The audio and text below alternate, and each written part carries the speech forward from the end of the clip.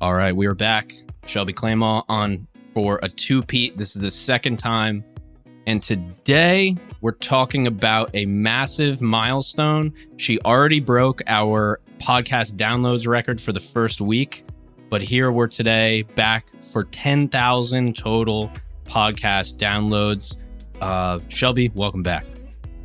Thank you so much for having me. I'm so freaking pumped to have this conversation with you. I know, isn't it crazy that like 10,000 downloads since we've talked? I mean, since you've helped me launch this sucker, like, holy shit. It's crazy. And it's now you have a, what we would say a drive for promotion that I think is unique to you. But that has never stopped us from extracting the value in terms of what can people do, right? How can other business owners look at what you're doing? So I would love to open with that in terms of, let's give the broad strokes, right? 0 to 10,000 podcast downloads. Like there's no pressure with this question really. Like, what are your thoughts? Like what has worked? What hasn't worked? What's the journey been like? Going from before business owner with no podcast, now business owner with a dedicated podcast audience. It has like, right even before we started recording, I was telling you like, it's been a freaking whirlwind. I'm telling you, like, I didn't expect this. I remember having this as a goal, like behind me when I first started on a whiteboard that was like, just start a podcast. And I truly thought it was like this far distant goal. But what I've learned is really people just want to have a conversation. They want to learn, they want to get to know you. And with my personality, it's either you love me or you hate me. And I've learned, especially like a lot of times, is picking the right guest, and actually in my solo episodes, keeping it short, sweet, and to the point, and just being very, very direct. Like, people absolutely love that shit. Like, I'm not kidding. And I think as well, Ryan, it's the hype that drives them there. So like, what are you using to get them to your podcast to listen to you?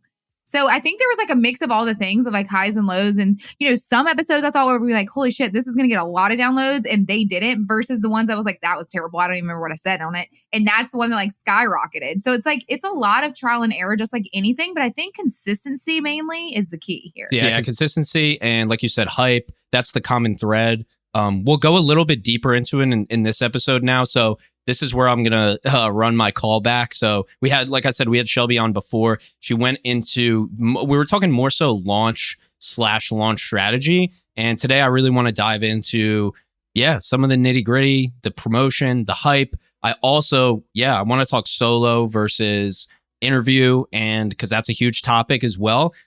Staying on that subject though, since you brought it up, has there been anything on the promotion side that has, really clicked, or anything since, we talked last? Because you, off the bat, I'll just preface with this, like, whether you watched last episode or not, you'll get this, but it's like you had a really good idea of how you're going to come out and promote this thing, and then you went ahead and executed it. So is there anything around hype or promotion that you can shed some light on? Because I do find this, as not only for myself, but a lot of people, it is a pain point for promoting a product or the podcast or whatever it might be.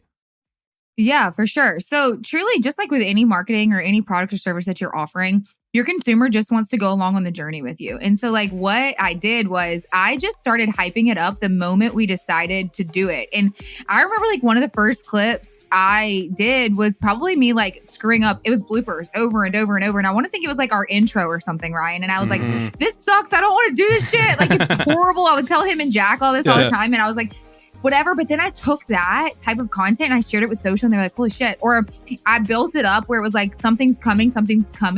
And I even like took a voiceover of me like in front of a microphone, and it just said, hey guys, it's Shelby and welcome to, and I cut it black screen, and I just keep the hype coming. Like, what is she doing? What is she planning? And then just take them on the journey with you. So I think that one of the things that was like mega successful for this podcast is I just like am so authentic and raw with every single person. If they have a question, if they want to know how I did what I did, like I just share it. And I truly believe down to my core, everything that you do is content, no matter what you're selling, whether it's a service or a product. And so if you film it and you let your consumer come along with you in the hardships and the successes and the biggest failures, like all those things, I think that that's going to help with the success. But truly, it's like, I want you to think about what drives you to a podcast, what drives you to a product or service that you may be so obsessed with, or an influencer.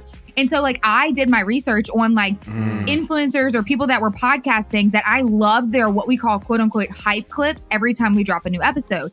And to me, I think it's so fascinating because it's like you cut off mid-sentence, you find like the key words, and like it's like you have really exciting music and you interrupt it with like guesses being Ryan Sullivan and like episode blah is dropping, and it's just like really cool clips. What makes people be like, holy shit, I want to listen to that episode. Like, I want to know what they were talking about there.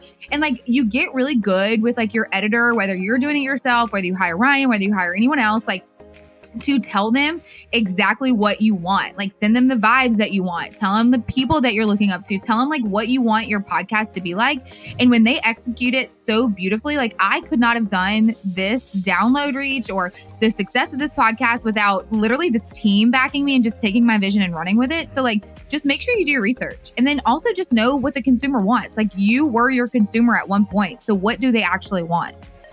Mic drop. Boom. That's it. One thing that you mentioned briefly in there that I want to touch on is the research component. It's not that you're out there, jotting notes with your notebook, but you are more so, it's kind of the opposite. You're noticing what is attracting you. And you go, why did I want to listen to that? You start to go back in the Rolodex and you go, well, actually the trailer was really good for that episode, or, whatever it might be. So that's just something that we didn't touch on last time that I think getting inspiration for your podcast, it doesn't matter. B2B, B2C, doesn't matter. There's 100 overlaps. I don't even think it's much different.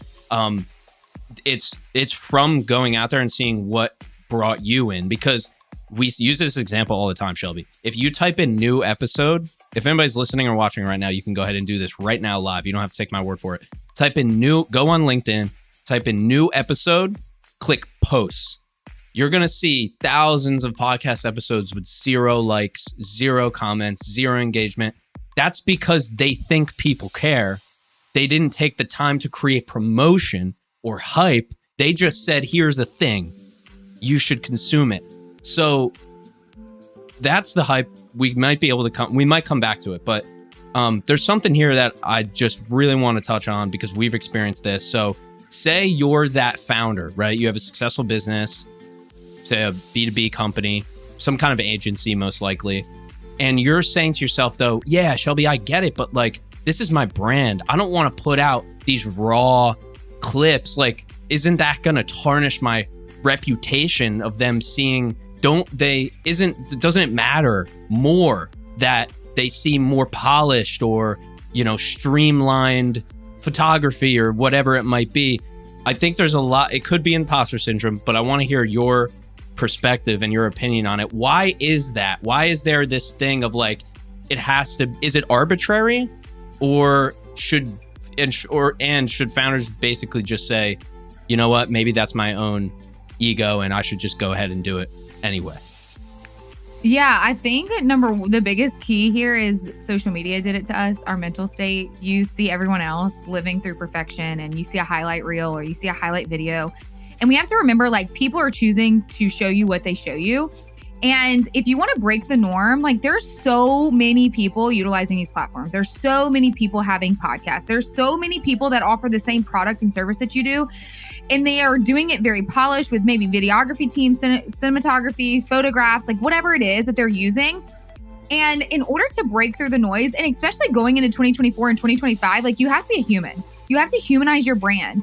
And the moment, like, I know that this is going to maybe listen, if you don't know who I am, I was in the oil and gas industry for 8 years. And I've never been, I've been so unapologetically myself. You either like me or you don't like me. But I think that that's why people gravitate to me the most, is because I don't bullshit you. And I'm like, this was hard. Let me take you on the journey with me. And truly, Ryan, when I started crying on the internet this year, basically meaning like, okay, today was a shit day. Like, I'm an entrepreneur. Maybe my podcast wasn't doing good. Maybe I lost a client. Maybe I couldn't figure something out. Maybe it was just like one of those days. And I literally put content out there that was so relatable that it blew up my community in a sense of like, she's real. And so, like, it doesn't matter what industry that you're in. And I'm not telling you all, first off, not telling you to go cry on the internet. I'm telling you to be raw. So if you're the CEO of a business, COO, CFO, whatever, and maybe you're in oil and gas, what is it like a day in the life as a CEO of a company that large? Like, I was in a company that had 400 plus employees.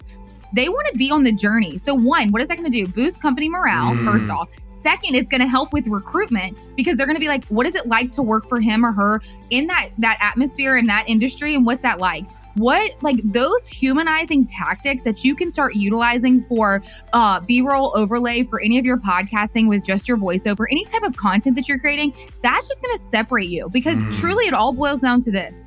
You are the same as someone else offering the product or service. The only thing, and I say it till I'm blue in the face, that's going to separate you is what you're willing to share with your consumer in a humanized way. What is your mission? What is your values? What are non-negotiables? What are things that are really going to set you apart and make you feel like they can talk to you on an approachable level, like their best friend? And it doesn't matter what industry. I don't care if you're $1 billion industry. If you're not humanizing your brand, you are not breaking through the noise of social media and you might as well just hang it up. The same thing with podcasting. If you're not willing to get out there at forefront, if you have everything that's prim, proper, and perfect, and they can't see the human, they're going to be intimidated to work with you and for you and to even listen to your show because hell, it's going to be freaking boring. So truly, like you have to ask yourself, like, what am I willing to give? And like a lot of times when people ask me this question, it's not that I want you to air out your dirty laundry. It's that I want you to truly just pull back the curtain just a little bit and show them the person behind the brand, whether it's you, the CEO or CFO or whatever that looks like, or maybe it's one of your employees, or maybe it's like your marketing director. It doesn't matter who it is. Just like have them humanize your brand so much in podcasting and in social and in all of your marketing in general. Yeah, it's actually more important almost the larger the company is because there's more separation between each person or say the company and the end consumer. So that's why it's even more important to humanize yourself, right? And there's a million examples we can use. There's examples on either end, right? They're like, do they buy Steve Jobs or do they buy Apple? It's like, well, there's no Tesla without Elon's personal brand, right? And I know that these are huge companies and people could just be like, that's a bad example. Cool. But the reality is that works.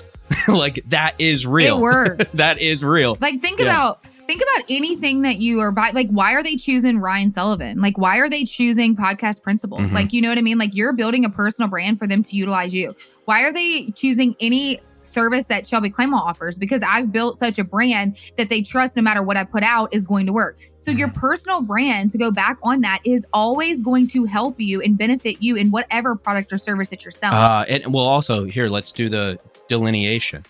Company brand and personal brand are not supposed to be the same thing.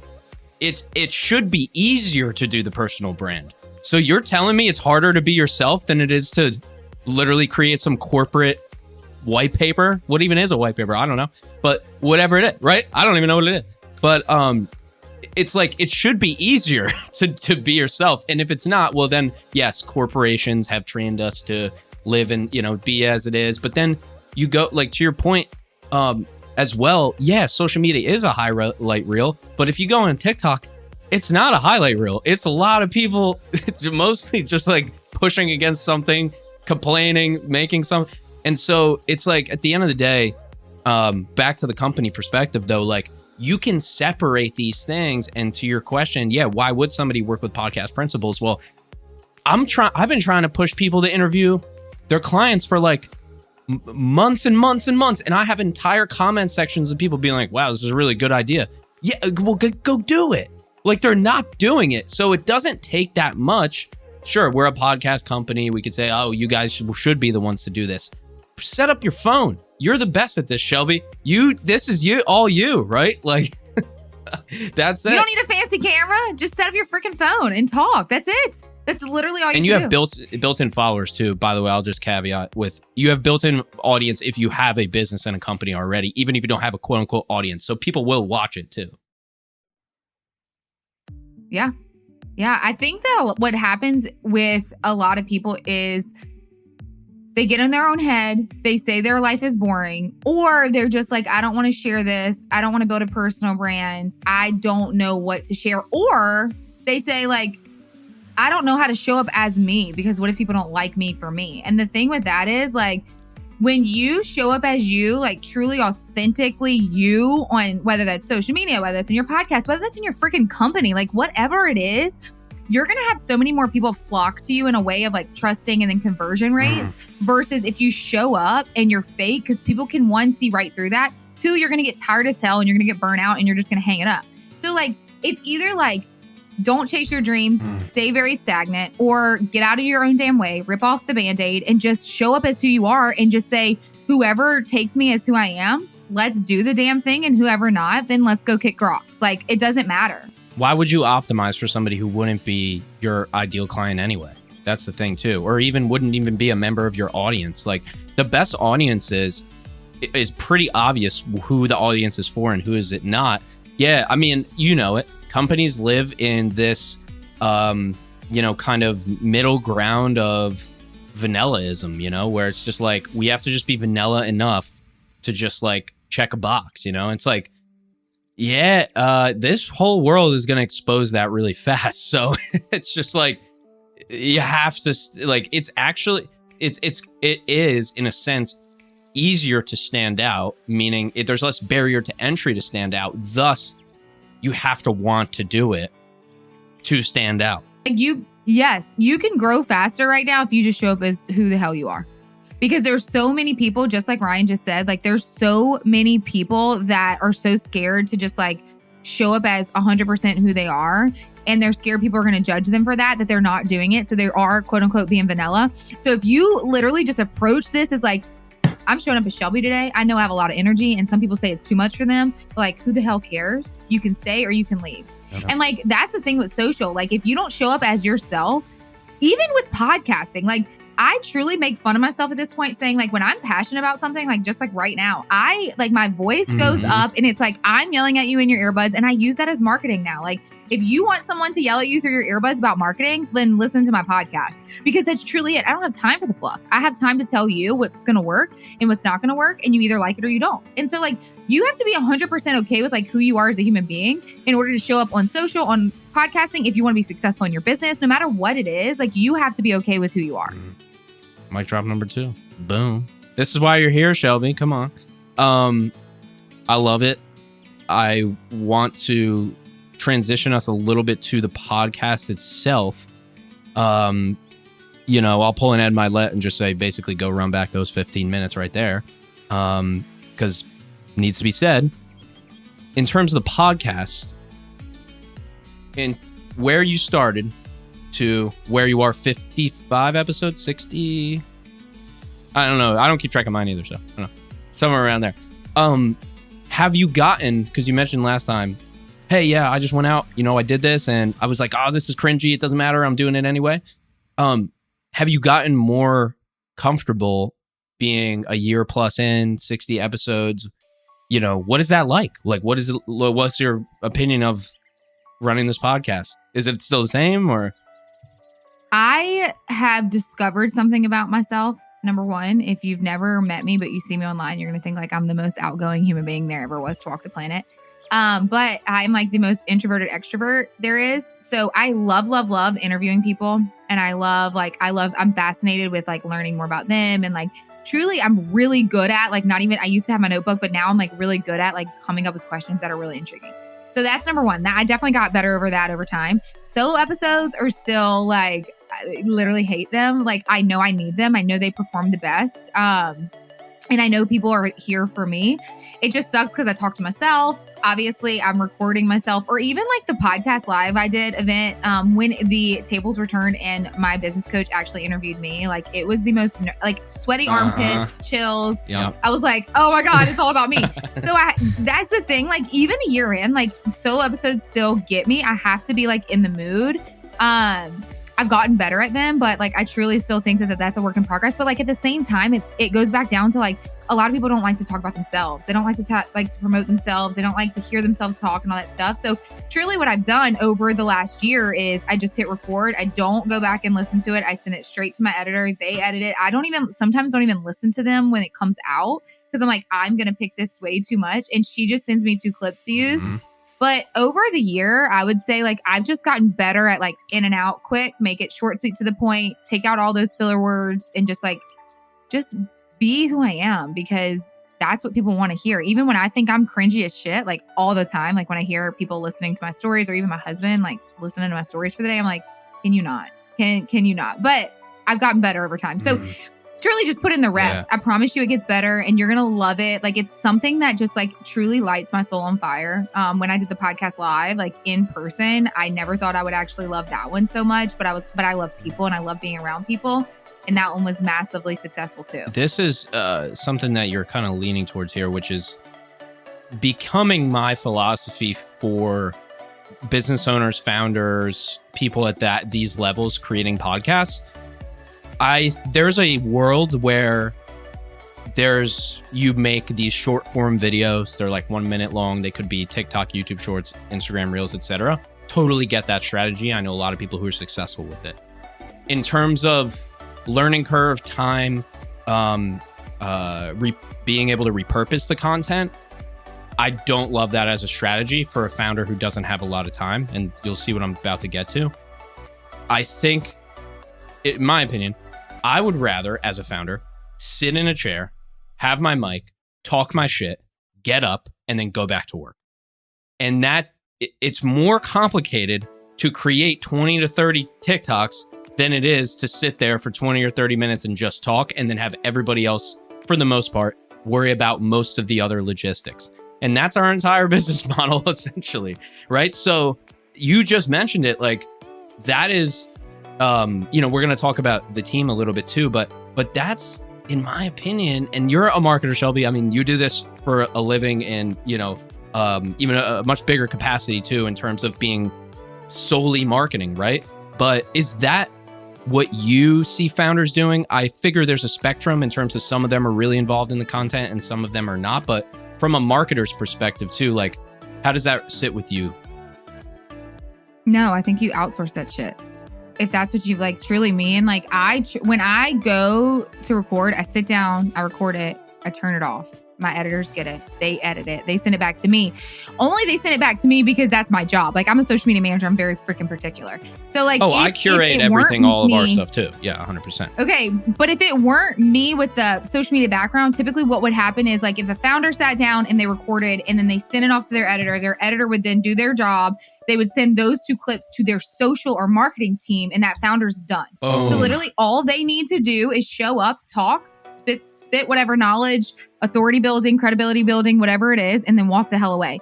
I'm telling you, investing in this aspect of your business is going to save you time and money. Yes, could we do it? Yes, with my background, can I do it? But do I want to? Hell no. Do I have time to? No. Time is money. And if I spent my time worrying about editing my podcast and cutting clips, then I would be not even worried about like what I'm doing on social, launching a webinar, launching a membership, launching all these other things, getting clients. Like I couldn't scale my business as if I was in my business.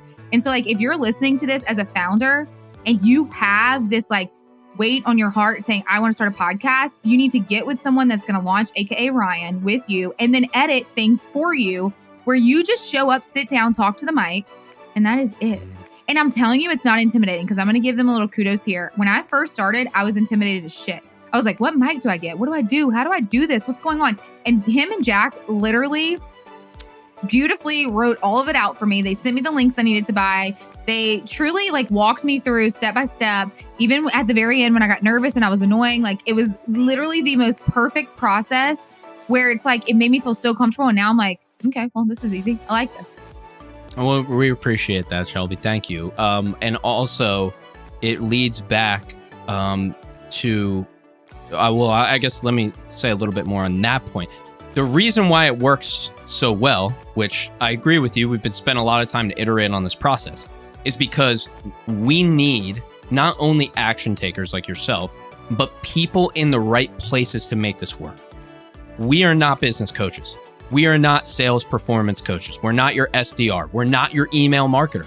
We are podcast specialists only, right? We understand how the other stuff works. That's what makes us specialists. We know where we fit and where we don't. And what you're getting at essentially is the team, right? It's, you got to have that dialed and for this to work so well. And so it also, to your point, as a founder, right? There's 2 types of founders that you don't want to be. The micromanager, right? There's micromanaging to an extent where, hey, get in the details. I get that, but not over people's shoulders. Then you don't want to be the clout chaser, right? These are 2 different types of founders that this whole podcast process thing's not going to work because you're not going to get that it's about the core audience. It's not about seeing a clip with 10 million views and trying to get there. You got a business to run, right? So let's get the team in place. In your case, you have a post-production company too. You go somewhere to record. Like, you really don't have to think about all the stuff that's not your realm of genius, right? That's how it should be.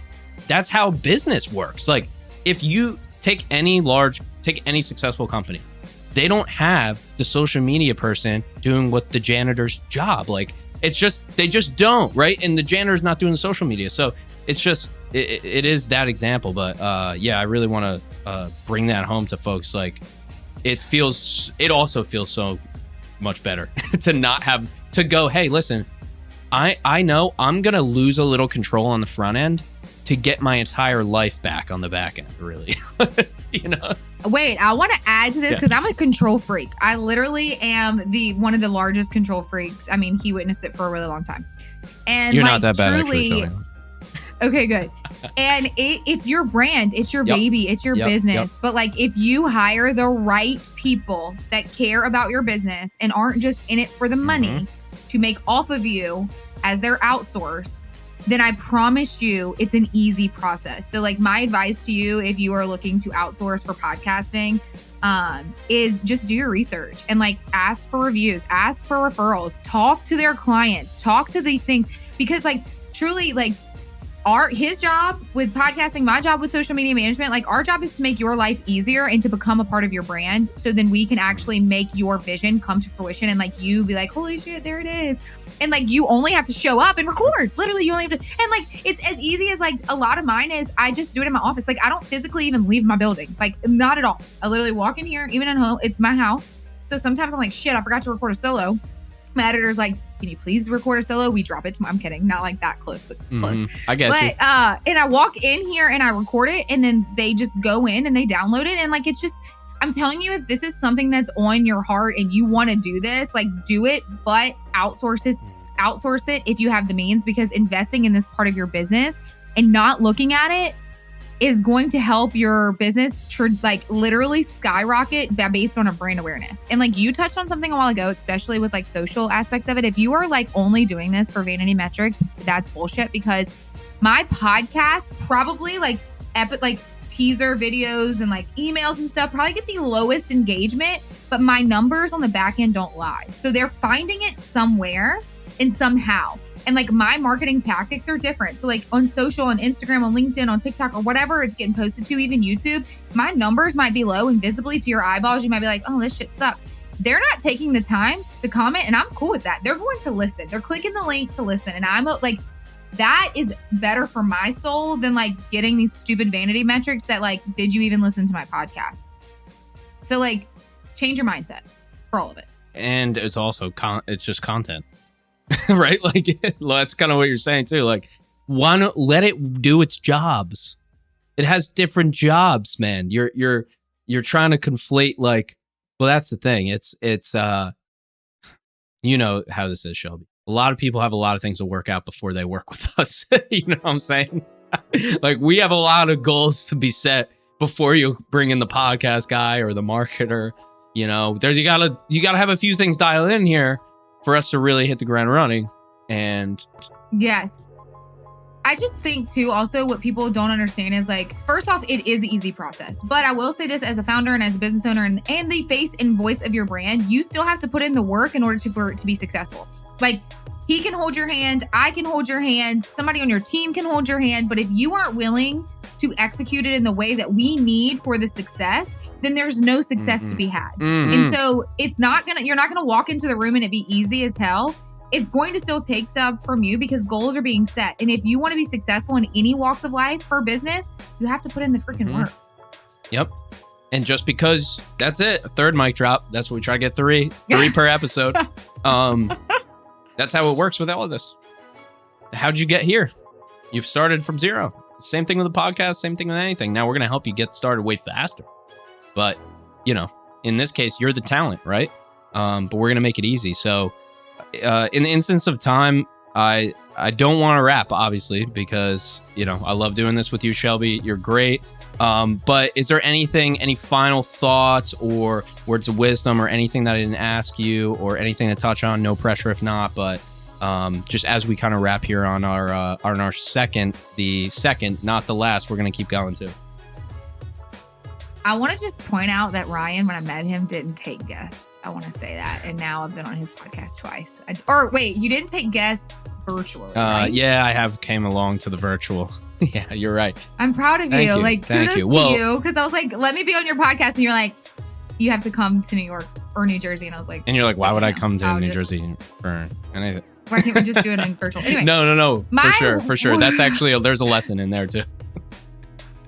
My words of wisdom for anybody listening is if you want to do a podcast, definitely do it. You can easily do it in your closet, in your office, at your home.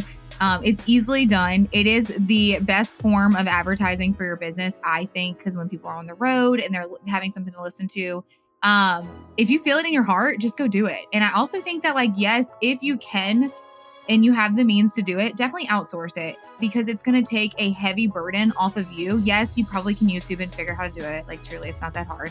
But these people are studying things that work for podcasters and what SEO might be doing and what type of edits might be happening and how to do promo clips for social. And like, they'll work with your social team where you don't have to. And so I just am a firm believer if like this is on your heart and it's something that you want to do and it's a dream that you're chasing, then just do the damn thing and like watch what happens, because I could have never, like literally never imagined that in 1 year I would have 10,000 downloads. And to me, it might not be a lot to some people, but to me, I'm like, that's 10,000 human beings that have shown up consistently, whether they've been with me from day one or they found me the week we hit 10,000 downloads. I don't care. I love you. I honor you. And I'm so glad that they're there. So like, it's untapped potential that you may not have discovered. So if you want to do this, lean into it and see what happens. Boom. Thank you, Shelby. Spitting game as always. You can find her, plug the podcast, plug it all. You did a little rebrand too. If you want to talk about that for a minute, you can too. But yes, I did. We did. It was damn good content. We have switched it straight in, honing in on marketing, baby. Business marketing 101. Let's talk about it. So our podcast is Damn Good Marketing Podcast. I have an event that's called Damn Good Marketing Live. We host that in Louisiana every fall. It's 2 days this year, October 8th and 9th. It's going to be freaking legit. We have a stacked roster of speakers this year. I'm so grateful and kind of blown away. You can find me on Instagram. It's Shelby Clement, or on LinkedIn, Shelby Clement. I'm just there. Let's just have a conversation and talk it out. And let me know if you listened to this episode, if you loved it, if you hated it. Like, I'm good with both type of feedback. I like to get better. So I take constructive criticism well. We're going to get you, I know IG is maybe your number one platform, just because I want to send them to the Yeah, but we're moving. Oh, it's LinkedIn maybe. LinkedIn. Okay. No, I do love Where's IG. a conversation Don't get me we wrong. can have? It's two different things. I'm not saying it's two different things. No. I love them both. They appeal to two different people, but we're up in our LinkedIn game. Don't worry. But IG is my favorite. All right. Well, Shelby, you know where to find us. We're happy to lend a hand. Any best practices. That's how we got here anyway, is just a simple LinkedIn direct message, guys. So that's how it works. If you're listening, watching, wherever you are, make sure you go ahead and hit that subscribe. That's going to be on YouTube, follow button on Spotify, subscribe on Apple. You know the deal. Best way to support us and the show and podcast principles. All the links to everything from Shelby's podcast to her social you can also find too. Shelby, thank you so much for doing this today. We really appreciate it. Thanks, Ryan. I appreciate you. Got it. See you next week.